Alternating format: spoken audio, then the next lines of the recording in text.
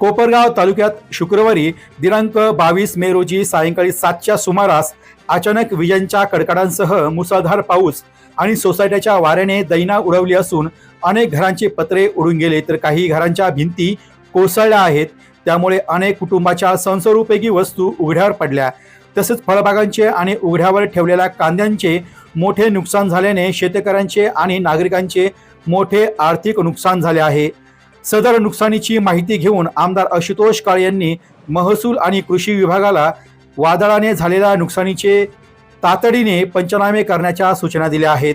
शुक्रवारी सायंकाळी कोपरगाव मतदारसंघातील अनेक गावांना या वादळी पावसाचा तडाखा बसला असून अनेक ठिकाणी झाडे उन्मळून पडल्याने विजेचे खांब वाकले आणि वीज वाहिन्या तुटल्याने वीज पुरवठाही खंडित झाला आहे। जोरदार वाऱ्यामुळे काही नागरिकांच्या घराचे पत्रे उडाले तर काही घरांच्या भिंती कोसळल्या आहेत। तसेच फळबागांसह काढणीला आलेल्या डाळिंब बागाचेही मोठे नुकसान झाले आहे। वादळाने साठवणुकीसाठी झाकून ठेवलेल्या कांद्यावरचे आच्छादन उडून गेल्याने शेतकऱ्यांचे अतोनात आर्थिक नुकसान झाले आहे। कोयपेवाडी परिसरात शकील गुलाब पटेल, अनिस पटेल, हसन पटेल यांचे घराचे पत्रे उडाले तर आभाळे यांच्या पोल्ट्रीचे नुकसान झाले आहे आणि प्रकाश कोळपे यांच्या घराचे आणि दुकानाचे पत्रे उडून गेल्याने नुकसान झाले। तसेच कासली परिसरातील रहिवासी मनोज देवराम पवार यांच्या घराचे पत्रे उडून गेल्याने संसार उघड्यावर आला अशी परिस्थिती अनेक ठिकाणी पाहायला मिळाली असून नुकसानग्रस्त नागरिकांनी शासनाकडे मदत मिळावी अशी अपेक्षा व्यक्त केली आहे। नुकसानग्रस्तांना शासनाकडून जास्तीत जास्त आर्थिक मदत व नुकसान भरपाई मिळवून देण्यासाठी नेहमीप्रमाणे राज्य सरकारकडे पाठपुरावा करणार असल्याचेही यावेळी आमदार आशुतोष काळे यांनी सांगितले आहे। मतदारसंघातील एकही बाधित नुकसानग्रस्त शेतकरी किंवा नागरिक पंचनाम्यापासून वंचित राहणार नाही याची काळजी घ्या। पंचनामे करताना कोणताही दुजाभाव किंवा दिरंगाई न करता पंचनामे तातडीने पूर्ण करा अशा सूचना आमदार आशुतोष काळे यांनी महसूल आणि कृषी अधिकाऱ्यांना दिल्या आहेत।